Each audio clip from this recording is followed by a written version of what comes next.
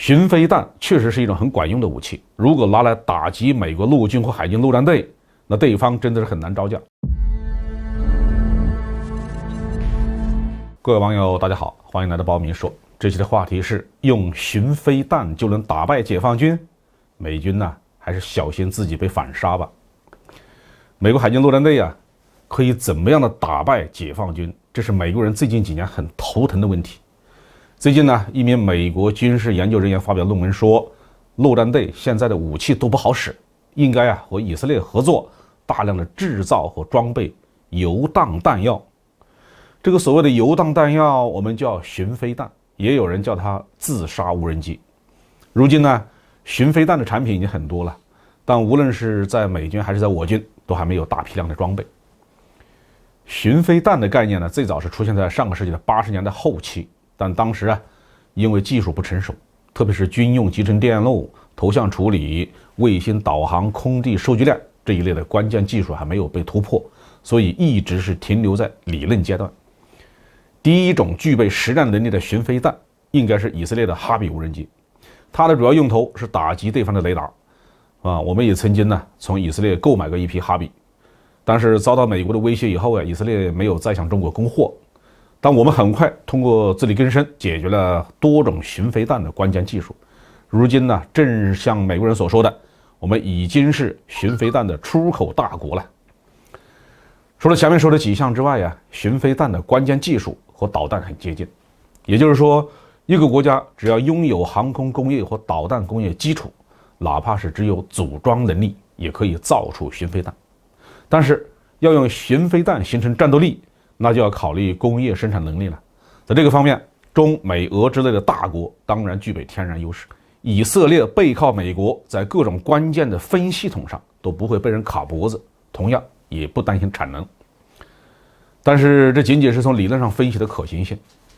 美国的军事工业和汽车工业一样，面临着成本居高不下的情况。就算是关键技术上没有缺口，要想和二战时期那样大规模的生产某种武器，那都已经做不到了。如果这种武器带有一定的创新性以及比较高的技术含量，美国的产能就更上不去了。目前美国军方的远程巡航导弹、海军打击导弹、高超音速导弹都面临着这样的问题。至于 F-35 战斗机，那更是比计划初期的造价翻了一番。巡飞弹和上面的几种武器不同，它并不是高精尖的武器，而是和普通的炮弹、炸弹一样，可以低成本大量的生产、大量的投入使用，充分的覆盖战场。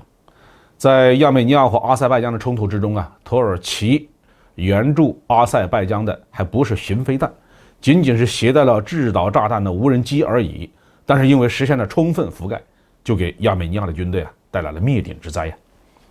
换句话说，想用巡飞弹的打仗，就要拼产能、打对攻。那么美国是打算和中国这个世界工厂来拼产能吗？要知道巡飞弹这种武器，美国是没法在芯片、发动机上对中国卡脖子的。拼产能的结果就是美国会第一个败下阵去。那么美国能不能通过重建工业基础来降低成本，大量的生产巡飞弹这样的武器呢？我感觉是不可能的。今天的美国已经陷入了严重的产业空心化，连苹果手机这样的高端电子信息产品都严重的依赖中国的工厂。最擅长高技术产品大规模制造的马斯克也把工厂搬到了上海，才能够解决特斯拉电动车的产能问题。至于美国现有的几大军火商，让他们慢腾腾的制造高价值武器是可以的像二战那样的刨冰已经做不到了。如果他们能够做到，几届美国政府又何必连篇累牍的讨论制造业的回归呢？但是美国研究人员的观点却为我们提供了一个思路。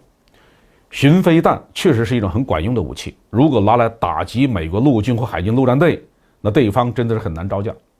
我们都知道一般陆军编制内都包括了野战防空部队，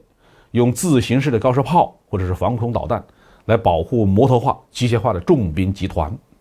但是美军的野战防空却非常的薄弱，这是因为美国拥有强大的空中优势，从来只有美国空中打击别人，其他军队很难对美军造成空中威胁。但是无人机或巡飞弹的出现改变了这种格局，哪怕是弱小的游击队拿着玩具无人机，也能让美国大兵吃大亏。无人机、迫击炮和路边炸弹的配合，那更是让美军头疼不已。所以，美军才在2021年破天荒地重新装备了一种过渡性的短程防空系统，专门解决一线部队的野战防空问题。但是如果对手有大量的巡飞弹，这种只有6发备弹的导弹车，恐怕根本就招架不住。我们中国有大量的民营企业具备研制巡飞弹的能力，虽然这些巡飞弹可能技术指标不会很高，但是可以保证庞大的产能，无论是出口还是装备我们自己的军队，都够美国陆军喝一壶的。好，这期话题就说到这里。